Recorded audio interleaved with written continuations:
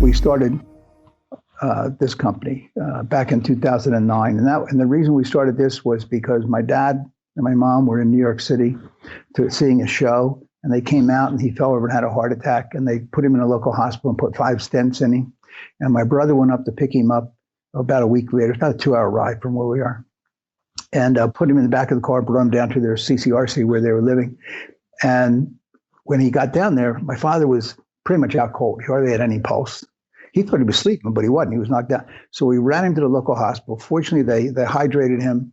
And after 2 days, he came out of it and slowly he was okay. But what had happened when they discharged him, they put him on 10 meds using evidence-based protocol, right? Post-stent. For those who can't see it, those were air quotes. Yeah. And he was naive, I mean, to all of them. And I had told them that he was a partial metabolizer to 2D6 because I had tested him back in 94 for 2D6 and 2C19 or 2C9, I think it was. And but they didn't know what that meant, I guess. So they put him on carvedilol, and that's what almost killed him. They should use another beta blocker, and they put him on 25 milligrams, which is but we titrated him down after that to 3 milligrams, 3.25 or 3.5. He was okay, but he couldn't tolerate it. So my wife and I, we looked at each other after this episode finished, and we said, "There's got to be another way to have the pharmacist understand what's going on." And it got to the point where we said, why can't we come up with something that we all learned in school so we can apply the pharmacotherapy stuff we had in school, the kinetics, dynamics, genomics, chronopharmacology, all that bioavailability stuff. We've had that in school and we've never applied it, frankly. And I had been practicing now for like 30 years, right? Right. And so that's how we started the company. And we said, there's got to be a new way. And so that's kind of, our mission really is to optimize the safe use of medications in all settings. And the vision is to be the world's most trusted medical safety solution for pharmacists. And our goal is there's 4 million pharmacists in the world, and we want them using our system or something like ours. I don't really care if it's ours or another one, but It's got to be something that helps them at the point of care apply the science and help people.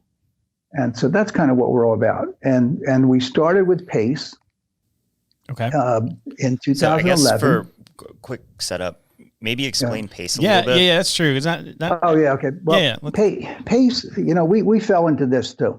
But PACE is the Program of All-Inclusive Care for the Elderly.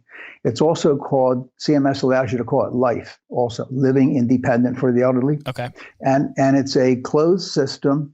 It's like a staff model HMO in the old days, and it's fully capitated. So they get, X number of dollars, $6,000, $7,000, $8,000 a month from the government to take care of these people. It's an alternative for nursing home placement. Okay. Will it increase now? Absolutely. With COVID, you've seen what happened in a nursing home. Nobody wants to put their parents in a nursing home. That's true. So PACE is an ideal situation. It's like the best one I can describe. There's one in New Jersey that's really beautiful. That was a used car, a car dealership that went out of business. So they bought it. They built a big building, lots of parking, and they have a staff in there that's all payroll. So physicians, nurses, PT, OT, cooks. And they pick the people up at their home. So you live in your home in PACE, which is great, right? Yeah, that's They pick them up, they bring them in. Yeah, I mean, who wants to? Yeah, especially now. Yeah, you can't even lock your door in a nursing home, So they pick them up. They take them to the PACE Center 2 or 3 or 4 times a week, depending, and then they take them home after lunch around 2:00. And it's just a wonderful thing. For example, let's say you had something. You're on Medicare and you had something where you need to get physical therapy today, right? In the real world. So you're allowed to get so many, maybe 5, appointments or something like that. Yep. In PACE, if you need physical therapy every day, you get it every day. It's just part of that whole package of that I'm going to call it per member per month, even though it's probably a bad terminology. Is the way I think about it. That's capitated. That's right. I'm right. Okay. Yeah. So we started with PACE and we said, this is a great crucible. This is a great petri dish for us to work on this safe use of medication stuff we're trying to do. So we started slow with just anticholinergic and sedative burden, and then we built it up over the years, and now we're launching all sorts of stuff now. But the idea is that they appreciate it because they have to pay for downstream sequelae. So if the person falls and breaks their hips and goes to the hospital, PACE pays for it. Okay. So therefore, they care what meds do that can cause negative impact downstream. So we're still in PACE. There's a lot of other folks in PACE now, but we're still like one of the major ones, I guess. And we're still we just did some remote patient monitoring with 2 PACE organizations to test that out, for pharmacovigilance. Right. So, I mean, there's a lot of stuff you can do when you're not having to, when it's not fee for service. And you're also a price setter, not a price taker here also, which is nice. But there's a lot you can do to help people in PACE and to help the profession. So we have, now when we went public in the late 2016 with this company, we were 100% PACE. Now we're about 50% PACE and 50% other services, but besides PACE. And that's so PACE will always be part of us, a good part of us, I hope, because we can continue to innovate. And then our idea is, you let kind of like with the Air Force, Ground Force idea. So we will always, frankly, be, I think, for a long time, the Air Force to help local pharmacists. Because when you start doing medication safety reviews and you start applying the science, you have questions. And you don't want to feel like you're out there on a limb, So we have secure instant messaging that we have for the pharmacists to all our call center pharmacists. And all of our call center pharmacists are board certified and then certified in MedWise too, so that they can help. And if the pharmacist in the local community wants to treat Mrs. Jones with because she looks like she needs some help with something and she could use a medication safety review and they don't have time, we got a button on there that says, do it for me. It comes up into the Air Force. We do it, and we send it back down to the local pharmacist. They meet with the patient, go over it. So that's the model we've used I'll give you an example, in the Enhanced Medication Therapy project with CMS that we're in. We're in the 5th year of that.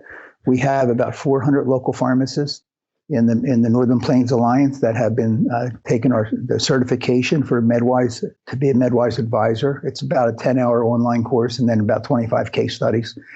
And then we're always attached to them if they have an issue or they have a question, Mm-hmm. But they have done a wonderful job, and the results we're publishing a paper now. Do you see the MedWise piece being exposed, or I guess transfer from PACE to MTM through the enhanced MTM model? Yes. Yeah, that's it. It's the same. We have one focus, and that's MedWise. And it can be taken to anywhere where people are taking medication. And that's why pharmacists are so important to do this. So, and right now there's a ton of fee for service, right? Like probably in community pharmacy, it's like 99.9%, right? No doubt. So, what do you see the obstacles to bringing something like MedWise to your average pharmacy in, say Dallas, Texas? Well, thank you, CMS. They just came out with the direct contracting this year, which is a new phenomenon. So there's 51, I think, so far, groups that have signed up for it. And what that means is that while 40% of Medicare is Medicare Advantage, which is not fee for service, it's at risk, financial risk for outcomes. So that's available to all of us to get involved with them because they care about outcomes. But now the other 60%, they're allowing you to remain at this point fee for service, but you can do direct contracting where you're bundled. So you're doing fee for service, but you're accepting risk as a bundle. That's where pharmacists should be. Because, first comes the outcome, then comes income, right? So once you can show the outcomes, which we do, then you can get the income for it. And you can be a price setter.